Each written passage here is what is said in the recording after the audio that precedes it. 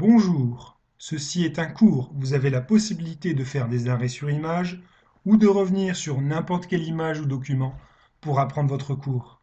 Ce cours porte sur les facteurs déclenchant les diabètes. Rappelez-vous les préconisations du médecin dans les vidéos projetées au début du chapitre. Évitez le sucre, l'huile, les graisses animales, l'alcool, le tabac, l'inactivité et pratiquer une activité physique régulière. L'environnement a donc une influence sur l'apparition du diabète.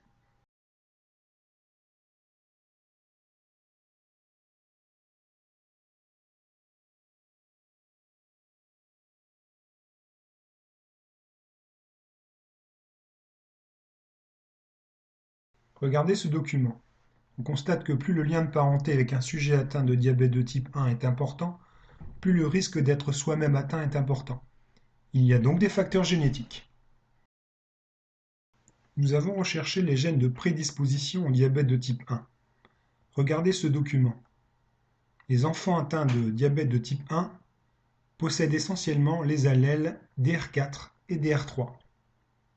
Mais de quels gènes s'agit-il et à quoi servent-ils? Le gène DR appartient au gène de la région HLA qui code pour des molécules de surface des cellules servant à être identifiées ou non par le système immunitaire. Les cellules bêta des îlots de Langerhans qui ont subi une mutation du gène DR peuvent être identifiées comme non soit par le système immunitaire et détruites, provoquant ainsi le diabète. Les facteurs génétiques ne sont pas les seuls. On constate sur ce document que le cas de diabète de type 1 diminue globalement avec le pourcentage d'enfants nourris au sein. Il s'agit d'un facteur environnemental. Un autre facteur environnemental est l'infection par un virus. Les enfants infectés par l'entérovirus, par exemple, comme le montre ce document, ont plus de chances de développer un diabète de type 1. La présence du virus déclenche une réaction immunitaire contre les cellules de Langerhans.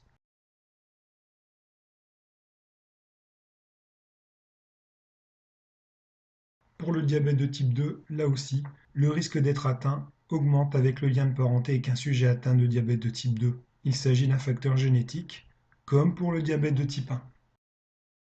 Dans le cas du DT2, il y a une liaison génétique assez importante entre le gène EIF4A2 et la maladie.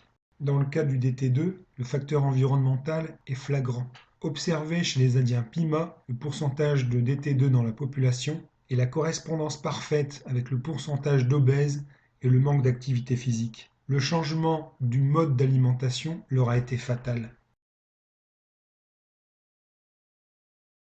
Le diabète de type 1 est donc lié à l'absence de cellules bêta et donc d'insuline. Le diabète de type 2, l'insuline est présente, mais les cellules sont insensibles à l'insuline. Dans les deux cas, les gènes et l'environnement prédisposent à la maladie. Il faut donc adapter son comportement pour limiter les risques.